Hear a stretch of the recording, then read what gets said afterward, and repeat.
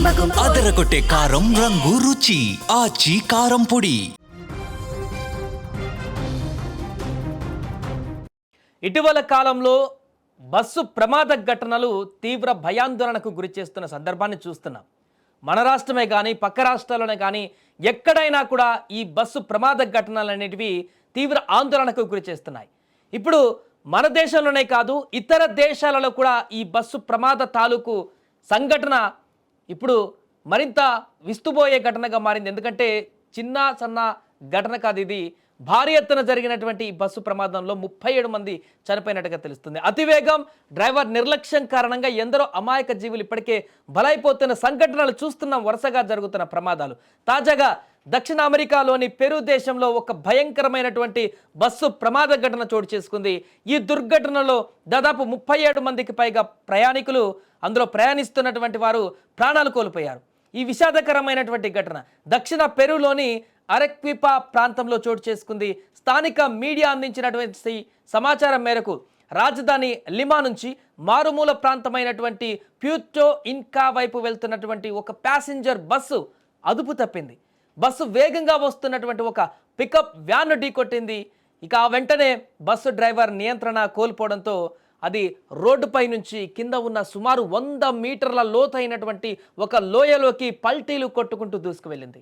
ఈ భయంకరమైనటువంటి ప్రమాదంలో బస్సు లోయ అంచులను ఢీకొడుతూ పడడంతో భారీగా నష్టం జరిగింది. అందులో ఉన్న ప్రయాణికులందరూ కూడా కకావికలమైపోయారు. పల్టీలు కొడుతూ ఆ యొక్క లోయ పైనుంచి కిందికి పడుతున్నటువంటి ఆ సమయంలోనే చాలామంది ప్రాణాలు కోల్పోయారు. ఇక సమాచారం అందిన వెంటనే స్థానిక పోలీసులు, అగ్నిమాపక దళం రంగంలోకి దిగి సహాయక చర్యలు చేపట్టారు.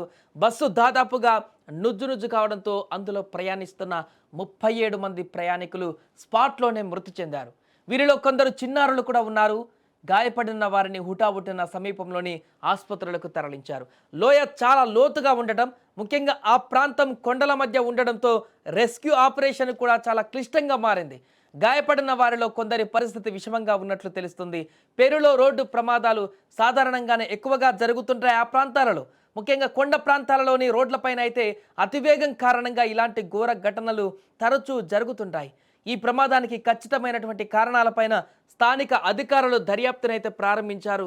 ఏదేమైనా కూడా ఈ ఘోర ప్రమాదం అక్కడ స్థానిక ప్రజలందరినీ కూడా మరొకసారి తీవ్ర ఆవేదనకు గురి చేసింది. 1 కాదు 2 కాదు 37 మంది ప్రాణాలు కోల్పోయినటువంటి ఈ ఘోర ప్రమాదంతో ఆ పరిసర ప్రాంతాల్లో ఉన్నటువంటి ప్రజలందరినీ కూడా తీవ్ర భయాందోళనకి నెట్టేసింది.